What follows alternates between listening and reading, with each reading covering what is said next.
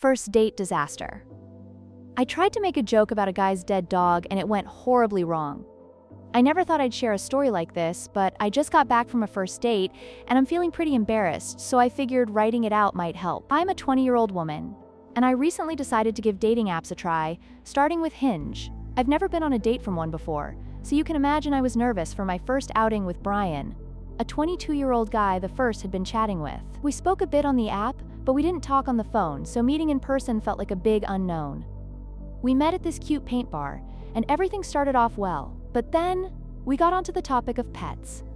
He spotted my lock screen photo of my cat and asked if it was mine. I responded yes, and then asked about his pets, since I remembered he had photos of 2 dogs on his profile. He pulled out his phone to show me pictures and told me that one of his dogs, a white Yorkie named Roxy, had sadly passed away after New Year's. In a moment of utter brain freeze, I blurted out, "Aw, she gets 5 big booms."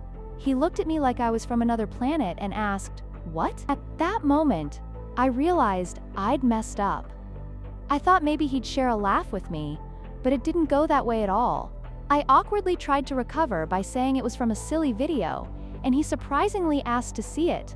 So I opened TikTok and showed him the clip. Spoiler alert, neither Brian nor the memory of Roxy found it funny.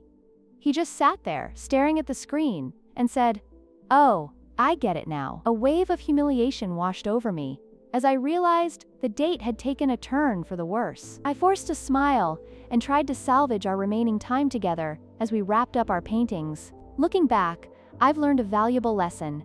Trying to lighten the mood for someone grieving over a pet with a TikTok joke is definitely not the way to go, especially on a first date. Sorry, Brian, and sorry, Roxy. You deserved way better than my awkward attempt at humor.